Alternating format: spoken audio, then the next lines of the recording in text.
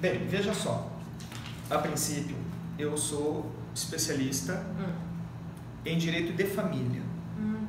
A Michele Borralho, ela é minha sócia e ela está fazendo o curso da constelação sistêmica lá com o Bert Hellinger em São Paulo, é um Instituto Hellinger.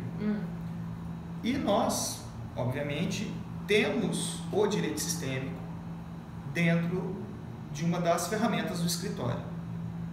Então, nós aplicamos no escritório uma advocacia sistêmica. Sim. O que é advocacia sistêmica? Nós precisamos entender o que é. Para entender o direito sistêmico, nós precisamos falar um pouquinho do que é essa constelação. O termo constelação familiar, na realidade, ele foi uma tradução errônea, porque o Bert, ele é alemão, né? E todo o material produzido, ele vinha na língua estrangeira. E na tradução, falaram constelação familiar, que não é constelação, na realidade é uma recolocação familiar.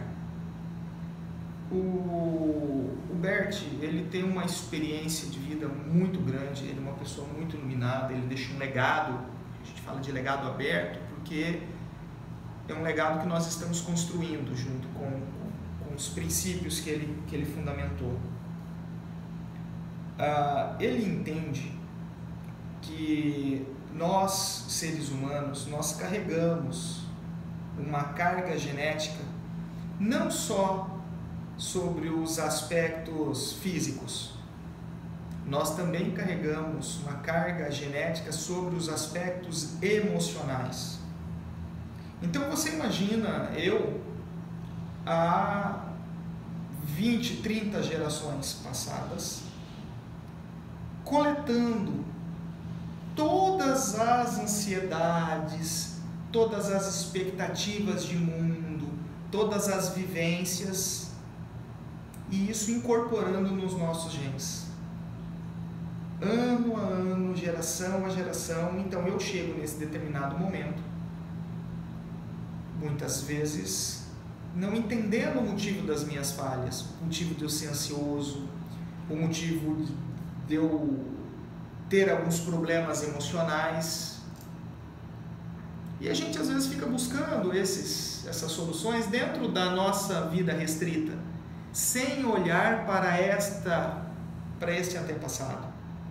Então é muito importante nós conhecermos os antepassados, conhecermos de certa forma de onde nós viemos, para que a gente possa entender o motivo das nossas ações, porque o ser humano tem uma tendência de repetições, de repetição dos atos.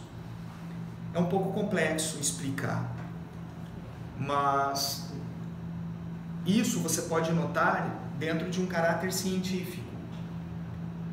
Ou a pessoa, ela repudia o ato, por exemplo, um pai que é alcoólatra. A pessoa, ela repudia o álcool, ela não suporta as pessoas que bebem, ela tem nojo de quem bebe. Ou ela repete o ato, mesmo ela não concordando. É onde a pessoa se pega cometendo um erro, e aí tem o remorso, tem o arrependimento. Por que eu bebi? Por que eu bati na minha mulher? Porque o meu pai batia na minha mãe e eu via isso acontecendo. É uma característica do ser humano a repetição ou o repúdio.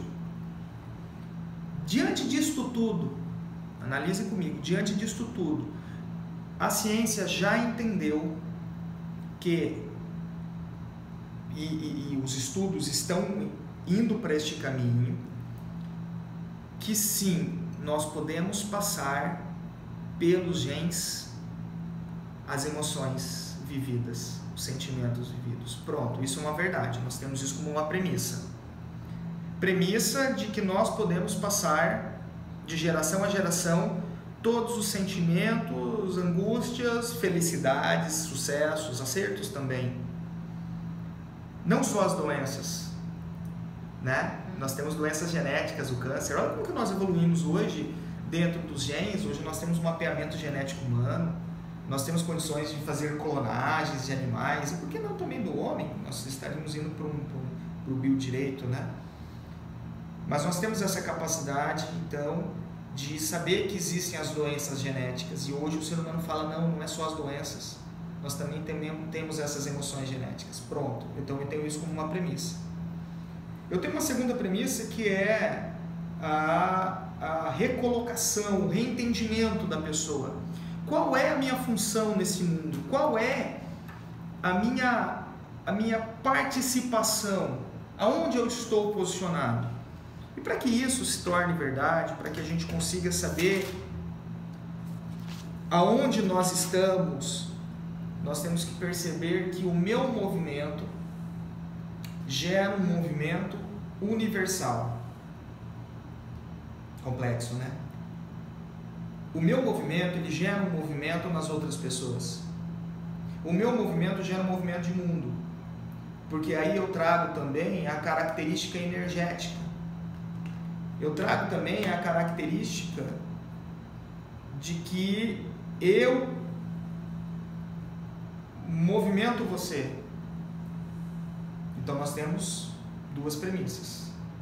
A primeira, que é os genes, e a segunda, que são das ações. O direito sistêmico, ele tende a trabalhar com esses dois pontos, de modo que a pessoa, através da compreensão, possa raciocinar sobre as suas ações, sobre o que ela não olha, o que a gente chama de não olhar. O não olhar é você não reconhecer as hierarquias, você não reconhecer este movimento de mundo. Nós temos que perceber que todos os dias, quando nós acordamos, nós olhamos para nós mesmos, através do espelho. E isso é um movimento que passa até despercebido. Eu tenho convicção que você é tão cotidiano que você, se fizer uma reflexão, você não se lembra como você olhou para você de manhã. Você acorda, você vai fazer sua maquiagem, é mecânico. Mas esse olhar para nós mesmos, ele é importante. Porque é através desse olhar que nós vamos nos reconhecer como participantes deste mundo. Então, este movimento de compreensão, este movimento de raciocínio, ele parte de um movimento de compensação. O que é isso? Um movimento de compensação. Se eu estou dizendo para você que o meu movimento gera um movimento de outras pessoas, para toda ação há uma reação. Então, se eu estou bem, você está bem. Eu gero à minha volta pessoas que estão bem. Se eu estou mal, eu gero também o mal.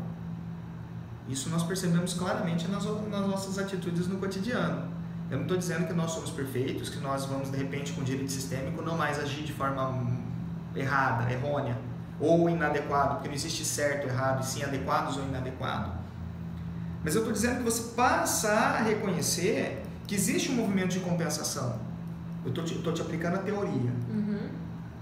E este movimento de compensação, quando você reconhece, você começa a reconhecer um abrandamento do dano.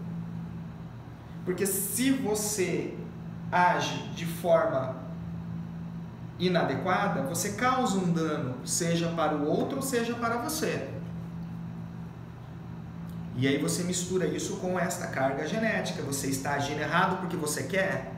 Não! Você está agindo errado porque você trouxe dentro da sua carga genética movimentos que vinham sendo adquiridos na sua geração, que hoje você se expressa de maneira inadequada. Porque ninguém falou para você o que era certo. Ninguém falou para você, olha, existe isso. Isso é novo, nós estamos trazendo isso nesse momento. A teoria, a tese do Bert é trazer isso. Dentro dessas premissas fundamentais que a gente fala, que são as leis do amor, enunciados do movimento, e ele aplica um método. para que você descubra. Então, quem trabalha com o direito sistêmico, ele de certa forma é um facilitador. Quem trabalha com direito sistêmico, ele é uma pessoa que ele teve acesso a algumas ferramentas teóricas, mas que não se aprende só na teoria, você precisa aprendê-las na prática, na vivência, no dia a dia. Então, quanto mais constelações esse facilitador faz, mais ele está preparado para poder lhe orientar, para que você possa reconhecer a sua posição de mundo. Veja você que nós vivemos hoje num mundo, um mundo industrializado, pós-guerra. Na guerra nós tivemos o medo de acabar com a humanidade. E foi na guerra em 1945, foi a primeira vez que nós falamos verdadeiramente sobre direitos humanos. O direito contemporâneo, ele só existe direito contemporâneo por causa da guerra. Veja onde eu estou dizendo, nós precisamos passar pelo sofrimento indizível humano para a gente poder falar sobre direitos humanos. Nós tivemos que ir ao fundo do poço. A gente matava os judeus porque eles eram diferentes. Vamos colocar todo mundo dentro de uma sala, colocar um veneno para matar porque ele é diferente de mim, porque a minha raça é superior à sua. E de certa forma a gente acaba praticando isso quando você está na Avenida Paulista, você pega uma lâmpada fluorescente e estoura ela na cara de uma pessoa porque ela se diz homossexual. A proporção para mim é a mesma coisa quando você mata alguém dentro do metrô só porque ele é homossexual, porque ele é diferente de você, então você se acha no direito de exterminar. E aí nós começamos a ter surtos sociais. Todas as grandes revoluções, elas foram criadas por momentos de ruptura. Nós vamos caminhando, em determinado momento você tem uma ruptura social. No movimento ocorrido em 2013, quando nós saímos para as ruas, eu estudei isso dentro do Laboratório de Ciências Políticas da UFMT, eu fazia como aluno especial, e a gente observava que não existia um movimento de ruptura, porque nós tínhamos ali um movimento que veio de repente do nada, mas não tinha força de ruptura social. Então nós não iríamos ter uma nova Constituição, não houve ruptura. Constituições ocorrem quando nós temos rupturas. Essas rupturas, elas são traumáticas. Nós tivemos uma ruptura da ditadura, as pessoas foram para as ruas, pediram diretas já, foi preciso, e há que se reconhecer que houve sim mortes na ditadura. A sociedade passou a viver com medo. Então nós tivemos as diretas já, uma nova Constituinte baseada no medo da população, tanto que a nossa Constituição, ela é uma Constituição garantista, que ela prevê direitos e liberdades fundamentais que nós não observamos isso, inclusive em outros países desenvolvidos. Nós temos, por exemplo, o habeas corpus pleno, nós temos o mandado de segurança, que é contra direito, violação de direito líquido e certo, nós temos o mandado de junção, quando há uma lacuna, ou seja, a Constituição ela veio garantindo direitos sociais, nós temos as gerações de direito, primeiras gerações, propriedade, vida privada, segurança, liberdade de imprensa, liberdade de expressão, primeira geração de direito. O que é essa geração de direito? Significa dizer que sem eles nós não vivemos. Sem esses direitos, são tidos por fundamentais, é porque o ser humano não consegue viver sem. E a Constituição traz esses direitos de primeira geração, traz direitos de segunda geração, são os direitos sociais, direito ao emprego, direito à aposentadoria. Lindo! Ela traz isso lá em 88, olha como que foi o momento de ruptura social. Muito né? avassalador. Avassalador de querer esse direito, por quê? Porque a gente tinha um medo. O medo da ditadura causou isso, o medo da morte, de você entrar com habeas corpus e o Supremo Tribunal Federal, os ministros do Supremo Tribunal Federal jogar a toga em cima da mesa e dizer: eu não vou julgar porque aqui eu não tenho liberdade para julgamento. Direitos de terceira geração são os direitos meio ambiente, estão esculpidos na Constituição. Trabalhamos com direito de quarta geração, que nós discutimos hoje, eutanásia. E o direito à quinta geração, especialmente, nós não sabemos se é quarta ou quinta, eu posso dizer que seja a quinta, que é o direito à felicidade. O ministro Barroso trouxe isso na sua posse do STF, direito à felicidade. Mas a felicidade é algo tão subjetivo. Aí algumas pessoas dizem que a felicidade é um instrumento de medição para a política pública. Se a política pública está sendo bem aplicada, nós temos uma população feliz, porque a felicidade é a conjugação de todos os outros direitos fundamentais. E aí o direito sistêmico trabalha em cima dessa felicidade. O direito sistêmico vem a recolocar você dentro do seu papel, e este papel, quando você reconhece a sua participação, você consegue lidar melhor com as adversidades. Então aquele surto que de certa forma te leva a uma não solução, e toda não solução te encaminha ao suicídio, por exemplo, que é onde não tem saída. O ser humano, ele se vê tão acuado, ele se vê tão preso, ele se vê tão desesperado, que ele caminha pela depressão, pelo vale sombrio da depressão, e ele acaba não encontrando um caminho. Por quê? Porque ele não consegue mais se ver. Existe uma frase muito bonita no direito sistêmico que é: eu vejo você. Você olhar para a pessoa e falar: eu vejo você. Quando você diz isso, significa que você está vendo a luta dela, que você está reconhecendo ela como ser humano, seja ela uma pessoa boa ou uma pessoa má. O pai que bate no filho, o pai que abusa do filho, muitas vezes ele foi abusado. Eu tive a oportunidade de participar do júri do menino Caíto, por exemplo, e teve um determinado momento que o promotor, o defensor público, não foi o promotor, o defensor público perguntou para o assassino o que ele sentiu naquele momento, se ele tinha sentido ânsia de vômito, se ele tinha sentido nojo, porque ele estava narrando como matou a criança. E ele vira e diz que não sentiu nada. E se nós formos analisar o histórico dele, ele já tinha uma outra condenação anterior por estupro, e ele havia sido estuprado quando criança por alguém. Então analise que ele, em vez de repudiar, ele está repetindo. Veja você que em vez de ele dizer não, ele está fazendo a mesma coisa. A gente sempre diz que os oprimidos de hoje serão os tiranos de amanhã, porque ele repudia tanto aquela situação de opressão que ele se torna o opressor. É uma análise sistêmica. E quando você faz essa análise, quando você verifica isso, você inicia um movimento sistêmico, que é um movimento de contra-reação. Então analise você que o direito tradicional, como nós conhecemos hoje, e aí agora eu vou entrar, eu conceituei direito sistêmico, eu conceituei direitos fundamentais, falei para você do caráter científico dos genes, e aonde isso se aplica na nossa, porque o direito sistêmico pode se aplicar em várias coisas, nas relações interpessoais.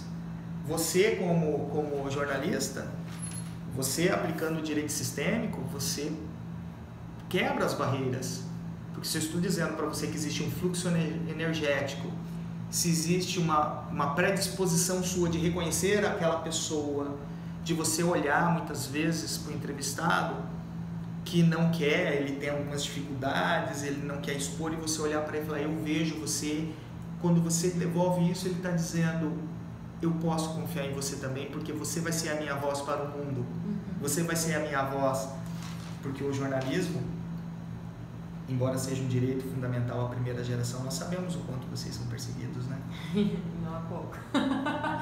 Né? Eu tive a oportunidade agora há pouco de fazer um processo no Ministério Público, um procedimento administrativo disciplinar, aonde o servidor do Ministério Público foi acusado de passar informações para a imprensa. E o Ministério Público repudiando a imprensa, como se a imprensa fosse a grande vilã da história, como se o Ministério Público não utilizasse da imprensa para conquistar os seus objetivos. Tipo assim, é como uma via de mão dupla, né? Isso. Uma hora, sim. Agora, o que a gente não pode é ter um discurso de enquanto eu estou usando, tá bom. Quando eu não preciso, é ruim. O jornalista, quando eu quero passar uma informação para movimentar a sociedade, porque às vezes a minha operação ela não está tendo uma aceitação política, e eu preciso de uma comoção social, eu ligo para a jornalista e a jornalista vem aqui tomar o meu depoimento. Depois não, ela não pode saber do que eu estou fazendo porque as coisas são minhas. Meu precioso, não é verdade? Não é meu precioso, é meu. Então você agindo de uma forma sistêmica, você consegue reconhecer que aquela pessoa ela tem acertos e erros. Mas você, quando a vê, você quebra essa barreira. É agir de forma sistêmica. Para o direito, nós temos que entender que o direito tradicional ele trabalha em cima de uma dialética, ele trabalha em cima de pré-julgamentos. O advogado ele é imparcial. O advogado ele não pode ser justo, jamais. Demorou para eu entender isso. Mas o advogado ele não pode ser justo. Por quê? Porque não é função do advogado ouvir as duas partes. A função do advogado é ouvir apenas uma única parte, que é o seu cliente. Tanto que se ele ouve as duas partes, ele tem que se dar por suspeito. Por quê? Porque eu não posso utilizar o que eu ouvi da outra parte para processá-la, porque nós estamos estabelecendo uma relação de confiança. Então eu chego aqui no escritório e nós vamos iniciar, por exemplo, um procedimento de acordo, amigável. Eu recebo a parte e a parte vem aqui e chora todos os seus problemas. E eu recebo a outra parte e ela também faz a mesma coisa. Eu posso utilizar o que essa outra parte teve? Eu, Fabiano Rabaneda, entendo que não. Por quê? Porque há, de certa forma, uma violação ao sigilo profissional daquela outra parte que falou para mim e contou. Então, existem algumas situações que nós sim recebemos aqui no escritório e iniciamos um procedimento de mediação, por exemplo, aonde eu só dou um empoderamento para a parte, para que a parte consiga reconhecer a sua função, consiga se reposicionar, mas não colho todas, porque se a mediação não der certo, eu tenho condições de mover o processo para o cliente que me contratar. Então, dentro desse direito tradicional, nós trabalhamos em cima do quê? O advogado imparcial e um juiz vinculado às provas. O novo Código de Processo Civil, ele delimitou muito bem a atuação do juiz. O que nós chamamos de verdade real, que é a verdade do mundo, que o processo tende a se aproximar dentro do processo civil, ela, de certa forma, está atrelada à vontade das partes, porque são as partes que produzem as provas, não é o juiz que produz a prova de ofício. Ele é o destinatário do convencimento. É um direito duro, é um direito difícil, porque quando o juiz julga, ele julga baseado num pequeno pedaço da vida que é contado no processo. E ele não pode julgar por equidade. O que é isso? Ele não pode ser bom para os dois, com exceção do juízo do juizado especial, que é o único juizado, o único juízo que julga por equidade. Julgar por equidade significa, eu não preciso nem aplicar a lei. O que for melhor para as partes, eu vou fazer. Então o juiz se coloca numa posição de julgar para as partes. É o mesmo julgamento que se faz... Eu sabia que tinha essa diferença. Sim. O juizado especial é o único que julga por equidade. E quem faz equidade também é o Supremo Tribunal Federal, mas não para as partes. Ele julga dentro de uma teoria de ponderação de princípios, dizendo o que é melhor para a sociedade. Por isso que nós temos o fenômeno da repercussão geral. Então significa que os processos que estão, eles têm que ser um processo não para A ou B, porque nós somos um tribunal constitucional. Eu preciso entender o que é melhor para a nossa sociedade. Eu preciso resguardar a Constituição, que a Constituição ela atinge várias éticas. O que é a ética? É a positivação da moral. Então eu tenho a ética do advogado, a ética do médico, a ética do engenheiro, a ética social. E veja que você tem que ter uma Constituição que possa atingir todos, dentro de todos esse contexto de direitos fundamentais que eu expus para você. Então, essa relação do direito tradicional, ela é muito dura, o juiz julga. Aí imagina você trabalhando de forma sistêmica, ponto.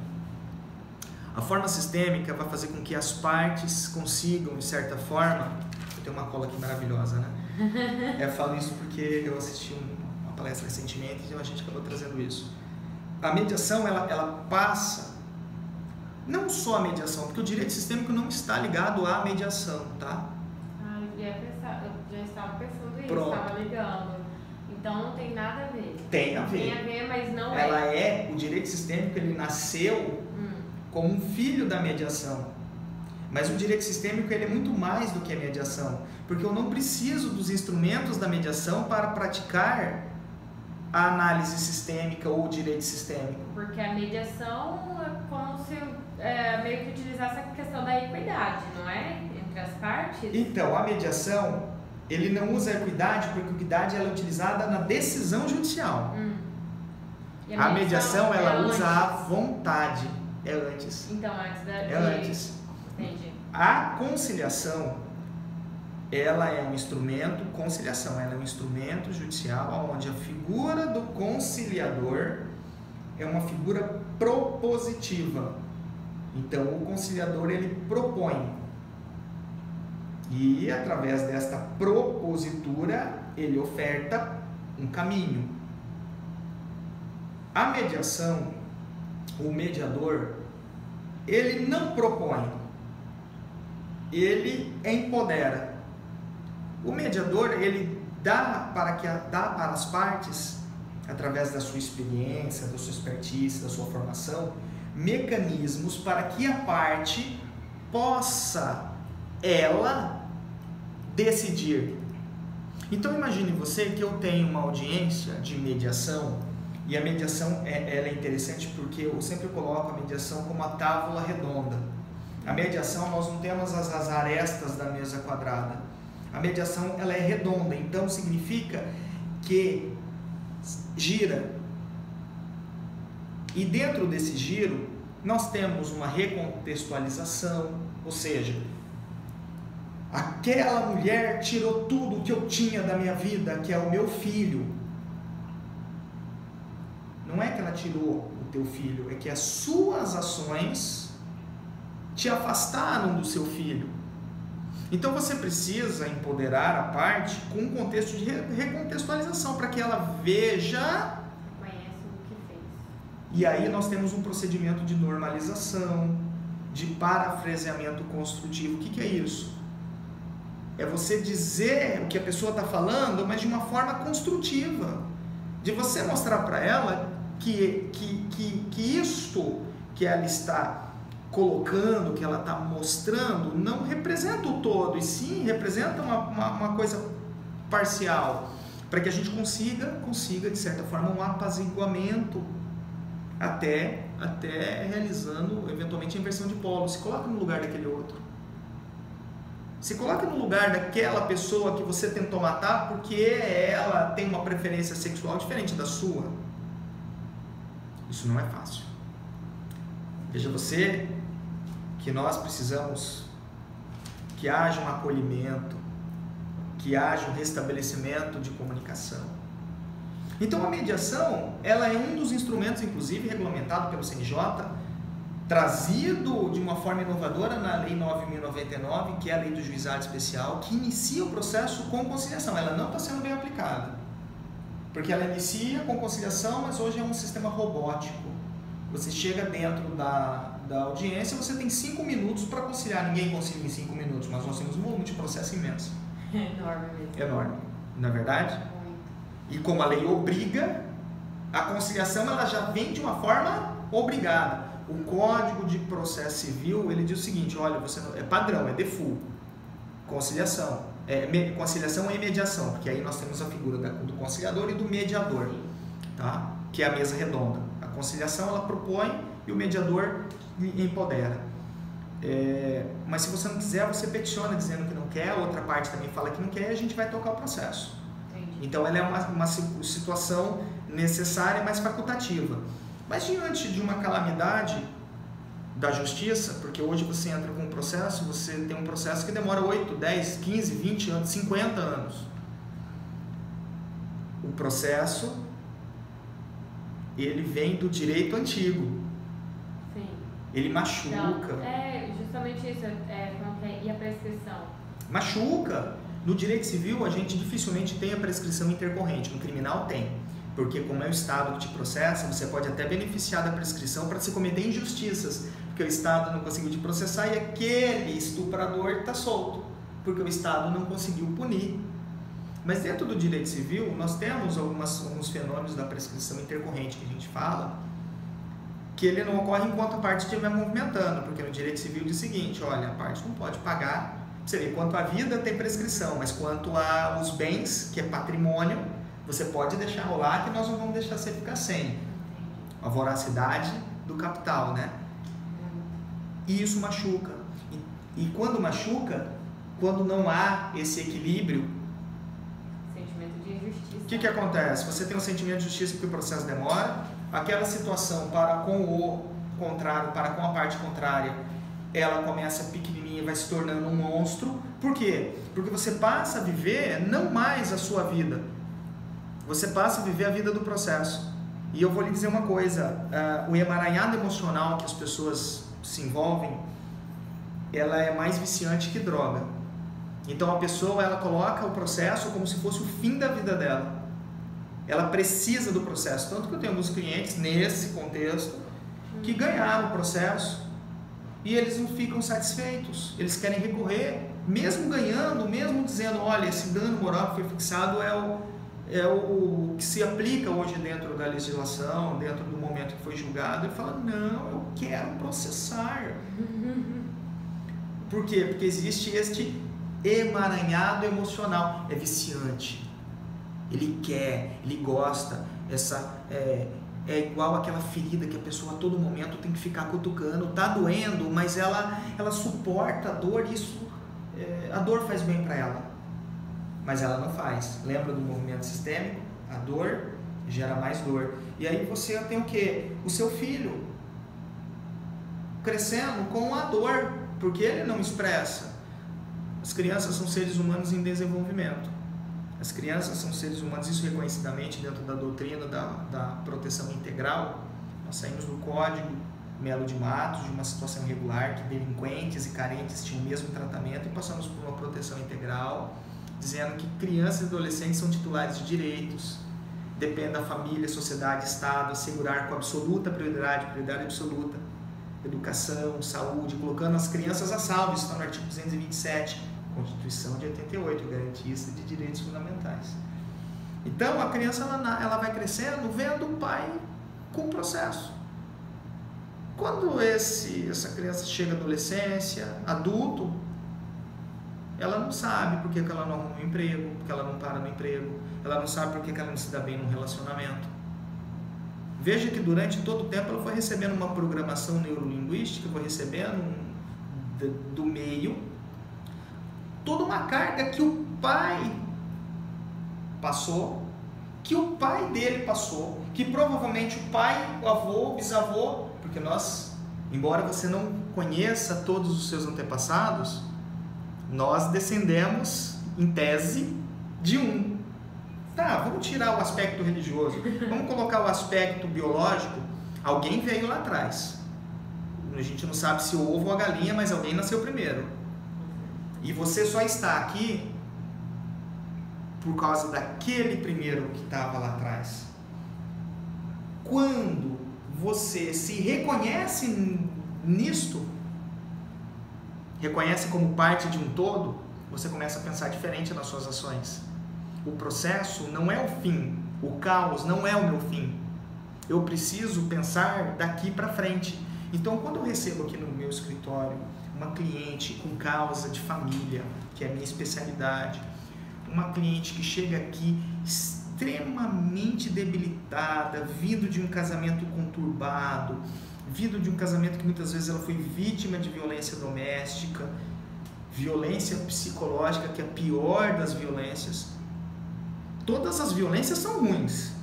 Violência física é horrível, você apanha, que é a apanha sabe o peso da mão. Mas o que fica... Nós temos uma violência sexual que rasga, que corrói, mas nós temos uma violência psicológica. Você é feia, você só existe porque eu te sustento, ninguém te ama. Você acha, você é acabada desse jeito, um bagulho desse, vai conseguir arrumar alguém? A pessoa ela começa a entrar até sem querer num procedimento de degradação moral, que ela chega aqui se sentindo a pior pessoa do mundo. Ela é culpada pelo fracasso da família, ela é culpada, e a sociedade impõe isso. Então eu trago essa pessoa e começo a fazer um trabalho sistêmico com ela.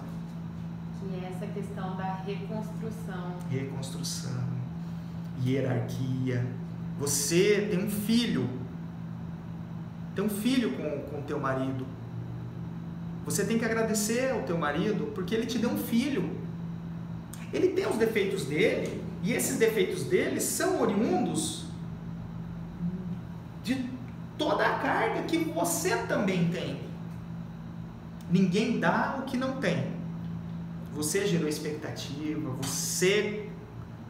aí você começa a reconhecer o outro como um ser falho, sim, não perdoando os erros, porque a gente não tem o condão, o direito sistêmico não é para perdoar erros, mas é para dizer: eu te libero, eu estou com feridas, machuca, me dói, mas eu não vou morrer por causa disso, eu vou me curar, eu vou dar um novo passo na minha vida. E essa pessoa, ela, diante das ferramentas, nós temos a doutora Michele, por exemplo, que faz a constelação. Nós temos parceiros que trabalham conosco, que são pessoas extremamente dedicadas, que vão trabalhar com esta cliente, com esta pessoa, independente do marido querer ou não. Veja você que eu estou fora da mediação, eu estou fora do processo. Nós entramos com o processo, violência doméstica, nós entramos com medidas protetivas, que nós temos que proteger, não posso esperar para que o cara mata. Eu preciso proteger essa pessoa. Mas eu consigo dizer para ela que, apesar disso tudo, ela consegue viver o processo e vai seguir. Eu vou fazer uma sugestão dentro do processo, por exemplo, o Dr. Jamilson Haddad, ele pratica constelação lá na vara dele. Sim. Dentro do processo eu vou sugerir que a parte faça a constelação, se ele quiser. Se ele fizer a constelação, ele vai reconhecer que o ato dele está causando um dano para ele, para a esposa e para os filhos. Ou para a mãe, para o pai, para o tio. Então ele vai se reconhecer como um problema e ele vai se corrigir. Se ele não fizer, não tem problema, porque a minha cliente fez. Então ele deixa de ser. A medida protetiva continua vigente, mas a cliente consegue viver. Ela consegue perceber que depois da página virada, existe um caderno inteiro para ela escrever.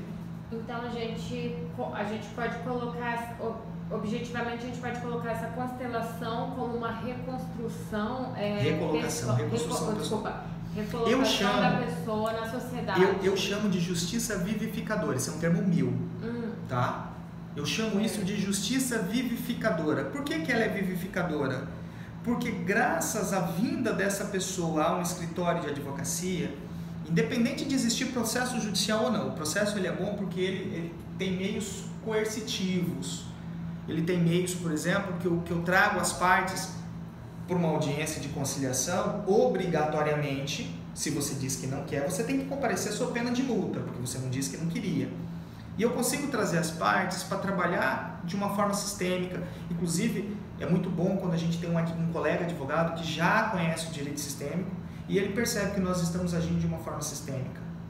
E a gente consegue, as duas partes, os dois advogados, orientando os nossos clientes para que eles possam se reconhecer dentro do mundo, que eles possam se perdoar e que eles possam seguir o seu caminho. Então isso é um contexto de vivificação.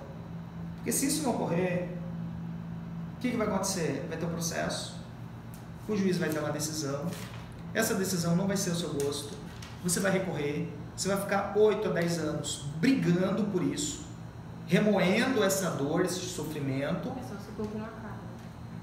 Você não vai arrumar outro relacionamento, não vai dar certo, o seu filho vai crescer com problemas gravíssimos, um adolescente delinquente, um adulto também que não consegue. Lembra? Nós transmitimos para as pessoas. Certo. No caso, já entendendo aqui a questão do direito sistêmico, né? Então, como que ela essa constelação familiar, ela é aplicada em qualquer caso, como que ela é aplicada? Tá, veja só. A gente chama de terapias, tá?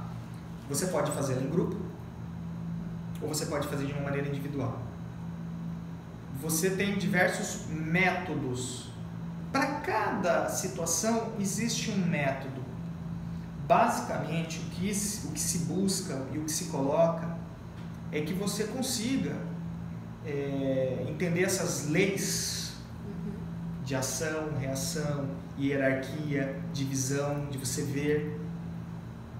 Então, existem algumas situações, por exemplo, em que você substitui a pessoa faltante, um avô, um parente, alguma coisa, claro, um avô, um parente, alguma coisa, você consegue substituir com uma outra pessoa, que é um auxiliar da constelação, que é uma outra pessoa que ela vem como substituto.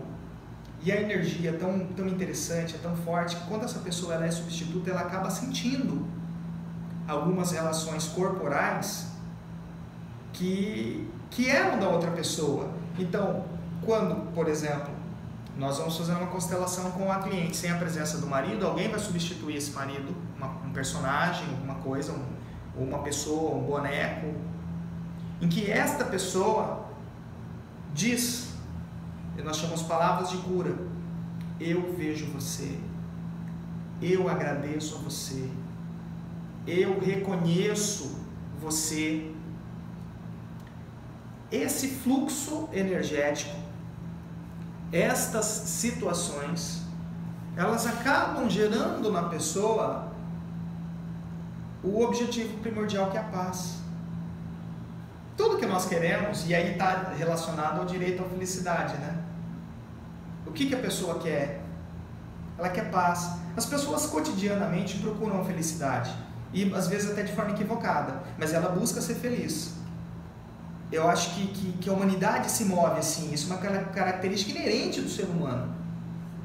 E às vezes, por falta da orientação, por falta de um caminho, por falta de uma ferramenta, a gente acaba não encontrando a felicidade, porque você está procurando ela de uma forma equivocada. Conheço muitas pessoas que têm um patrimônio invejável, que conseguiram alçar posições sociais de destaque e que chegam no último degrau e não são felizes. E eu conheço também uma infinidade de pessoas de coração realmente, que são pessoas extremamente simples, pessoas extremamente humildes em termos de condições sociais e financeiras, que são extremamente felizes com o que têm.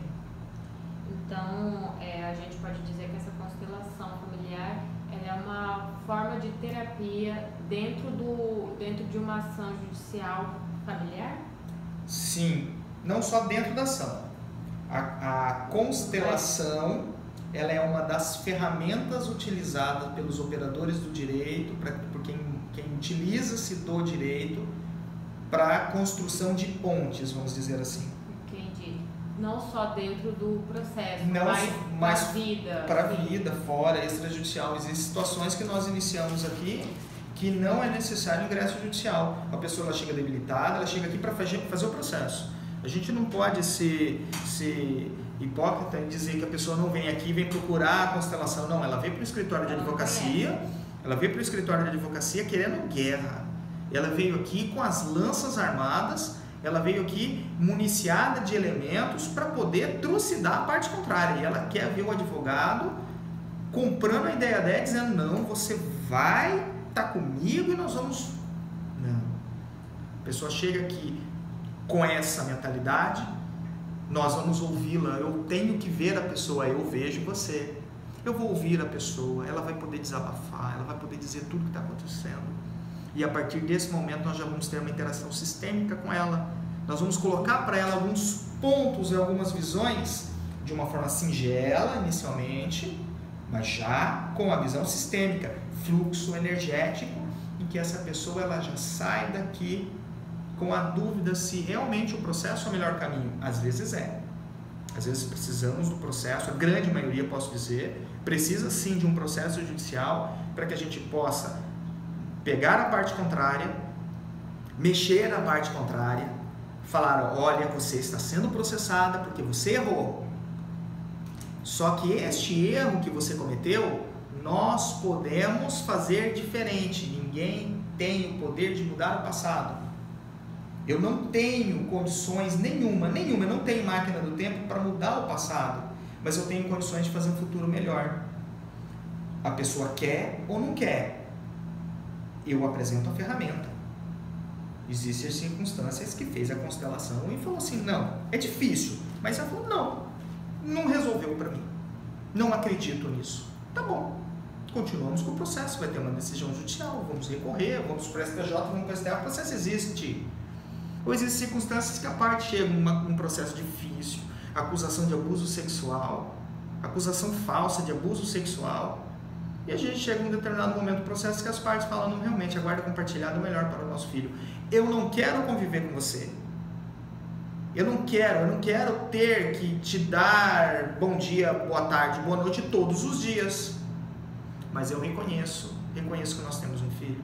Eu agradeço você pelo nosso filho. Eu agradeço por tudo que você fez até o momento, porque eu estou aqui por uma questão de ação ou reação, e a partir deste momento nós vamos cuidar dessa criança que precisa de nós dois. Pronto, as partes definem uma guarda compartilhada. Entendi. O processo acaba, aí numa sessão de mediação. O juiz não julga. Para o escritório de advocacia, o direito sistêmico é essencial. As pessoas, o advogado do direito antigo, ele pensa em quê? Litígio.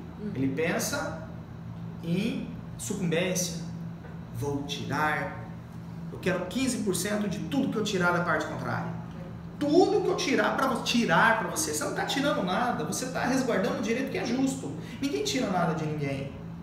Se você for atuar de boa fé processual, a lei é muito objetiva. O inventário é objetivo, cada um tem uma parte do quinhão pré-estabelecido. Você não vai tirar nada de ninguém. É uma mudança de posicionamento, um posicionamento sistêmico. Eu vou garantir o seu direito no divórcio. Você tem direito a 50% dos bens adquiridos na constância do casamento, na comunhão parcial. Pronto, é 50%. É definido isso. A visão sistêmica. O advogado, ele acha que com litígio ele pode se beneficiar. Não. Os advogados inteligentes não se beneficiam com litígio. O advogado inteligente, ele se beneficia com o direito sistêmico. Por quê? Porque se eu tenho um cliente satisfeito, se eu tenho um cliente que consegue se empoderar em fazer o justo, abre uma concessão aqui, outra concessão ali. No final, dá um elas por elas, de uma maneira que você consegue ganhar os seus honorários de uma maneira justa, célere, porque um processo que demoraria 8 a 10 anos é resolvido em 6 meses, 4, 5, 6 meses, você consegue resolver o problema do seu cliente, e você tem um cliente feliz, e ele é tão feliz com você, que ele te indica outros clientes, ele não volta no teu escritório, você perde o cliente, porque o escritório que é especialista em litígios familiares, ele deixa de ter o litígio familiar, porque a pessoa ela começa a agir nas suas próximas relações de uma forma sistêmica. Ela passa a viver de uma forma sistêmica, porque ela já foi apresentada as ferramentas. Então, a chance do novo relacionamento dar certo é muito grande. Então, ela não volta para ser a sua cliente, porque a vida dela segue. E ela acaba te indicando. Por quê? Porque nós temos hoje um mercado imenso. O direito de família nos últimos 5 anos cresceu de uma forma muito grande. Nós saímos de uma situação que a gente falava de irregularidade, de patrimonialismo, uma situação patriarcal, de poucos direitos conquistados, para um direito onde nós discutimos poliafeto, constâncias multifamiliares, reconhecimento socioafetivo. Eu estou ingressando agora com uma ação de reconhecimento de paternidade socioafetivo post-mortem. Morreu, o trato era de filho, mas ele só tinha guarda. Ele queria adoção, só que ele tinha medo de tentar adoção, os pais ainda estavam, aquela adoção brasileira que a gente chama, mas a criança nasceu, e ele trouxe para dentro de casa, porque os pais não tinham condições de cuidar, não queriam, ele trouxe para dentro de casa e tratava esta criança como filho. Meu filho, o adulto errou em trazer, devia ter colocado no lar, devia ter colocado para adoção. Nós estamos falando de sentimentos, nós estamos falando de olho, nós estamos falando de você olhar e falar, eu me apaixonei por essa criança e ela vai ser a minha filha. Olha que coisa bonita. Você receber um ser estranho que você não gerou e você dizer, você é igual ao meu filho. E hoje nós temos uma equiparação de direitos dos filhos havidos dentro ou fora do casamento. Então, na hora que ele fala, você é o meu filho, você diz para ele o seguinte, você vai ser o meu herdeiro, eu quero te dar tudo de bom. E de repente essa pessoa morre. O herdeiro ou o pai? O pai morre. O pai morreu. E aí o pai morreu e a criança ficou sem nada, porque ela não é herdeira. Então, nós entramos com reconhecimento socioafetivo pós-morte e pedimos a prejudicialidade externa do inventário. O inventário suspende. Por quê? Porque se ela for filha, ela tem direito. Se o juiz entender que não há os elementos, ela não tem direito. Olha onde nós estamos indo para o direito de família. Então, o advogado de direito de família, eu sempre digo que ele é o melhor advogado do direito. Porque ele é o advogado que ele tem que entender de direito das coisas, que é o direito às propriedades, posse. Ele tem que entender de direito criminal, porque o direito criminal, nós temos a violência doméstica, nós temos os feminicídios, nós temos as relações, né? As lesões corporais, injúria, calúnia, difamação, ele tem que conhecer o direito.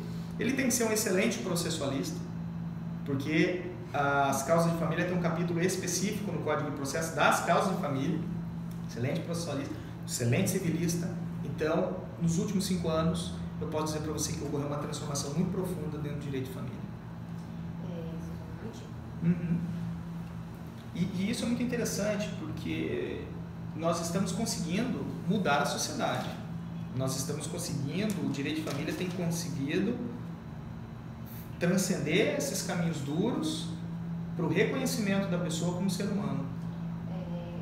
O senhor estava falando da questão das áreas em que atinge, né, que não, das transformações que houve durante nos últimos 5 anos e que aumentou muito o leque do trabalho para o direito de família. Pro direito de família.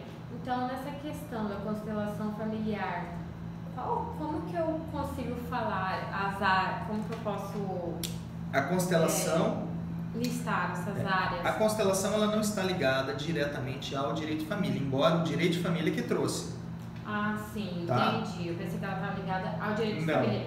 Ela é maior do que o direito de família. Entendi. Nós temos a constelação familiar e aí eu quero mudar o nome de constelação familiar para o direito sistêmico, porque o direito sistêmico ele é a constelação familiar, tá?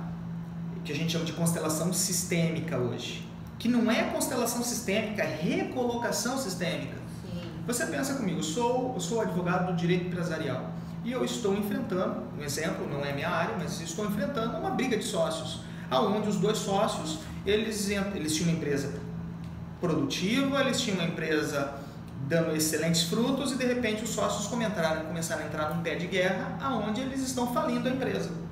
E a falência da empresa, nós temos uma pessoa jurídica que nós temos um corpo estratégico, tático, operacional, que todos eles vão sentir severamente a briga de quem? Dos 2 sócios. Agora imagina você implantando as ferramentas sistêmicas para que os sócios possam dizer um ao outro, eu vejo você, eu reconheço o seu trabalho, eu reconheço o seu esforço. E aí você consegue sair daquela situação conflituosa para uma solução, para um caminho de soluções. O advogado do direito sistêmico, ele tem essa ferramenta à sua disposição. Mas eu vou deixar de ganhar com o processo. Tá, se você for cobrar no processo. Você pode sim vender os seus serviços de uma forma estruturada de tal forma que você ganhe pela aplicação da sua ferramenta. Então você, como advogado, você vai conseguir fazer com que, utilizando dos institutos jurídicos, utilizando da legislação, utilizando dessas ferramentas, que as partes consigam, elas, redigir um termo, reconhecer as suas posições dentro da empresa, e você vai ter 2 clientes extremamente satisfeitos. Então essa recolocação não é só da família, não. É de qualquer área que ela seja começou conflito. com o direito de família. Por quê? Sim. A família é a base da sociedade. Sim. Tudo acontece na família. Todas as transformações se iniciam na família. Vamos voltar lá na época da Constituição, as mulheres saíram às ruas, as famílias saíram às ruas. Todas as mudanças sociais se iniciam por fora da família. Nós só somos sociedade porque nós descemos das árvores e passamos a viver em família através da agricultura, nós conseguimos descobrir ferramentas. É muito interessante esta evolução. Quem fala isso é Engels, a origem da família, da propriedade privada e do Estado, que é uma repercussão, a família primeiro, propriedade privada, que é o meu gens, deixar o meu trabalho para os meus. Por isso que existe a família monogâmica. O contexto monogâmico, ele se firmou porque dentro do processo evolutivo social, a monogamia, ela representava o melhor interesse para o patrimônio. Famílias poligâmicas, elas não tiveram tanto sucesso. Na Polinésia teve alguma coisa assim de famílias poligâmicas, Engels conseguiu observar isso, e elas não tiveram sucesso evolutivo, tá? E a mulher, ela concedeu a monogamia para que ela pudesse viver o amor. Complexo, isso quem fala é Engels, e a gente tem isso como uma das bases do direito de família, para você entender as relações, para que o que a gente fala não fique em cima de achismos. O que nós falamos em cima de conceitos científicos. Você pode perceber que em nenhum momento eu vinculei a constelação familiar a Deus ou religião, sim, coisa parecida, porque não tem nada a ver. Não é isso. Eu não imaginei nada, eu imaginei outra coisa assim, totalmente diferente. Existem muitas pessoas que vinculam a constelação familiar com mapa astral, que chama constelação. Então eu vou fazer um mapa. Não é nada disso. Não é nada disso. Tanto que eu digo para os meus clientes que nós temos pessoas que nós indicamos, os nossos parceiros são parceiros sérios. São parceiros que foram formados dentro do Instituto Hellinger. Por que o Instituto Hellinger? Porque foi o Bert que fez o primeiro. Ele está aí, eu não sou de muita idade, tem a esposa Sofia, mas foi ele que criou a sacada, ele que teve a ideia. Não significa que nós não podemos aprimorar. Claro, é uma ferramenta em construção. O direito sistêmico, ele é uma ferramenta inapropriável. Parece que todas as pessoas que tentam registrar, usar, elas não têm sucesso. Por quê? Porque o direito sistêmico, ele veio como uma ferramenta de construção social, de evolução social. Aí eu passo para analisar, lembra que eu falei para você das rupturas? Que existiam rupturas sociais? Sim. Nós estamos passando por um momento de ruptura social sem revolução. É o direito sistêmico. Eu não preciso da revolução para ter a ruptura social, para ter novos paradigmas, novos conceitos. É um caminho para o direito sem volta. Sem volta. A pessoa pode até dizer, eu não acredito, eu não quero, eu não vou fazer. A água, ela é líquida a temperatura de 25 graus. Você querendo que ela seja líquida ou não. Você não vai, eu quero que ela endureça e vire gelo. Ela não vai virar gelo. É o direito sistêmico dentro do... É o movimento sistêmico. Você pode até não gostar, ele vai existir. Então, o senhor pegou ainda, além de falar que essa constelação familiar, a recolocação, em relação aos conflitos, em relação a qualquer conflito. Qualquer conflito. Entre duas pessoas, né? Duas mais. E, no caso... É o ser humano contra o ser humano. É o ser humano se vendo, é o ser humano se evoluindo. No caso, o senhor falou sobre na prática, o senhor deu um exemplo de empresários, né?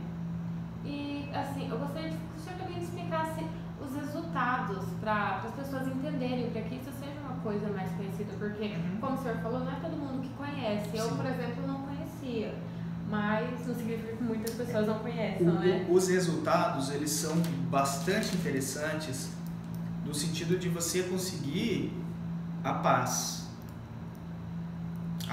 do cliente, a paz do meio social. Por incrível que pareça, nós que temos contato com o direito sistêmico, nós somos seres humanos, nós erramos. Nós temos algumas condições, por exemplo, de que quem tem contato com o direito sistêmico se divorcia. Se divorciou porque ele se reconheceu dentro de uma relação que já não tinha mais sucesso. Porque o divórcio não é um fim. O divórcio é um recomeço.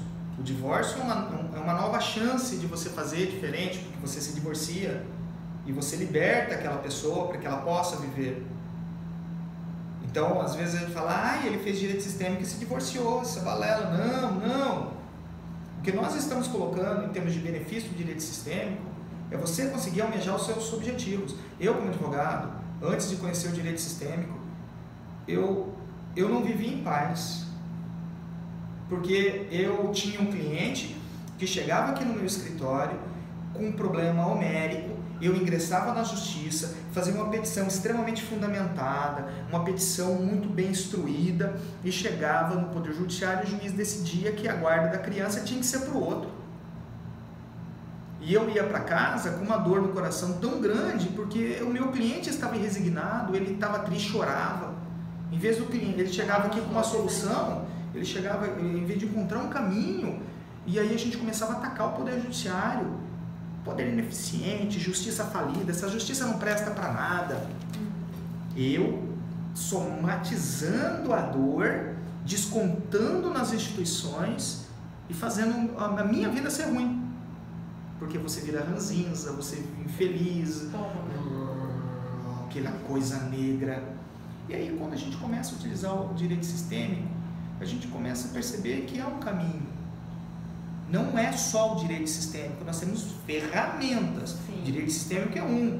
Nós temos hoje, por exemplo, os Sejusques, que inclusive o Dr. Túlio do Alibe, que começou com o Sejusque da infância, hoje vem implantando Sejusque no estado inteiro através de uma determinação do presidente do Tribunal de Justiça, fantástico, o Tribunal de Justiça empenhado. Doutora Clarice trabalhando com os NUPEMECs, trabalhando com o Núcleo Permanente de Conciliação. Então nós temos pessoas dentro do judiciário querendo fazer o bem.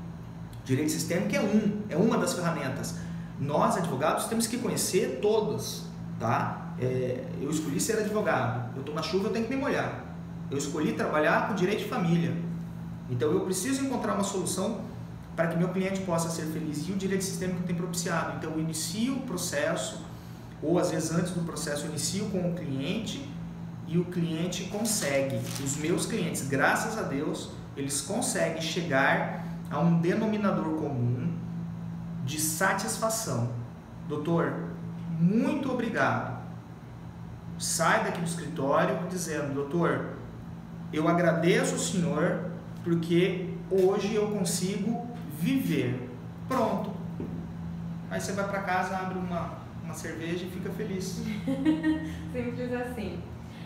Doutor, e no caso, esse direito sistêmico, como que ele funciona? Ele é amparado por alguma lei? Como que funciona? Não. Como que é essa questão? O Bert, ele foi um padre, largou o sacerdócio, foi morar na África, viveu com várias tribos no seu trabalho, né, missionário, no seu trabalho de dedicação, e ele criou este método. A Alemanha é o berço dentro do direito brasileiro, mas a Alemanha ela é muito evoluída nesse contexto. Eles são muito evoluídos sobre algumas coisas que nós ainda estamos querendo passar.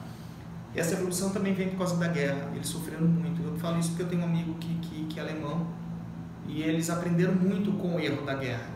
Eles reconhecem este lapso, este erro. E ele escreveu muitos livros. Então nós seguimos, a princípio, as orientações dele, os ensinamentos doutrinários dele. Ele é o mentor. É o mentor. Entendi. Então eu digo que tudo que vem do Instituto Hellinger, eu acredito. que chama-se acreditação, significa que você está dando validade para alguma coisa. São institutos acreditadores, né? Eu acredito que o que vem do Instituto Hellman pelo profissionalismo que a gente observa. A Michele, minha sócia, a Michele Borralho, ela tem feito os módulos, tá? A Michele Borralho, ela tem feito esses módulos em São Paulo. É um módulo de imersão muito interessante, é um módulo onde você realmente emerge dentro do direito sistêmico. E nós já temos as crias do direito sistêmico. Nós temos o Sam Stort, que vai vir agora para o evento da OAB, que vai ser realizado. Nós, através da Comissão de Direito de Família, através do presidente Leonardo Campos, conseguimos trazer o Sami, que foi a pessoa que trouxe o direito sistêmico para o Brasil. Então ele, através de um problema pessoal, ele enfrentou esse problema, conheceu o direito sistêmico e trouxe o Instituto Hellinger, e ele é um juiz na Bahia, que ganhou um prêmio do CNJ por conseguir 100% de conciliação. Então o Sami, ele é o primeiro representante através do direito sistêmico. E aqui no estado nós temos 2 juízes que trabalham muito bem. Dr. Jamilson Haddad, tá? Dr. Jamilson tem aplicado o direito sistêmico na vara de violência doméstica. E nós temos também a doutora Jaqueline Cheruli, que a Jaqueline é muito bem vista, fora de Mato Grosso, inclusive. É uma pessoa que consolida os fundamentos do direito sistêmico, uma pessoa que realmente tem trabalhado bastante. E nós temos aqui consteladores, nós temos a Giane, né? Nós temos a Gil Tomé, que são pessoas que de certa forma não estão vinculadas diretamente ao... A Gil, por exemplo, ela não está vinculada diretamente ao direito, a formação dela não é, mas que ela aplica o direito sistêmico, que ela é uma consteladora. Então existe todo um procedimento que ela pratica. Inclusive ela atua junto com o Jamilson lá no sistema prisional, para aquelas mulheres que por algum motivo cometeram algum erro na vida. Entendi. Erros estes, lembrando, vindo dos seus antepassados, que não receberam carinho, e ela acabou repetindo, num ato de repetição, cometendo o mesmo problema. O senhor falou do trabalho do direito sistêmico que já é realizado aqui. Esse direito sistêmico, ele inclui essa questão da recolocação que o senhor fala? Reconhecimento e recolocação. Que Sim. é a primeira constelação familiar que pode ser aplicada em outros então, casos. Veja, o Jamilson aplicando nos casos dos agressores. Ele reúne os agressores, porque ele está na vara de violência doméstica. Sim. E ele faz uma constelação coletiva, aonde eles se reconhecem, aonde eles se recolocam para que não volte a praticar mais crimes, para que não voltem mais a bater na esposa. Não significa que esses agressores voltaram a conviver com elas, nem sempre, mas significa que eles não vão mais agredir outras pessoas. Por quê? Porque ele se reconhece. Meu pai fazia a mesma coisa, por que eu faço igual? Porque ninguém te orientou a você não fazer, você não tem a ferramenta, você não fez o que eu digo que todo ser humano tem que se visitar a si mesmo, uma introspecção, né? Existe até um termo que a gente fala, visita o interior da terra, que retificando você encontra a pedra filosofal. Essa terra é você, visita você, pare para refletir. A gente não para, a gente não consegue ver o azul do céu, não é verdade? Pare para refletir sobre você, o que você tem feito nesse mundo, sobre quais são os seus posicionamentos, quais são as suas ações. O cotidiano não deixa a gente fazer isso. E o direito sistêmico vai te dar essa oportunidade. A recolocação familiar, ele vai te dar essa oportunidade de você se rever. Aqui, o senhor falou dos consteladores. Eu gostaria de saber como que está essa prática aqui. Então, ela já está sendo bastante usada? Como que está a situação bastante usada. no Brasil? Não sei. Mato Grosso é precursor. Nós temos... O Brasil está fazendo, tá? Eu estive recentemente em Minas Gerais, eu estive em Varginha. O Dr. Wilson Hoffman, ele tem um trabalho no PEC de Varginha, onde o goleiro Bruno está dando aula. Eu visitei o projeto. tá?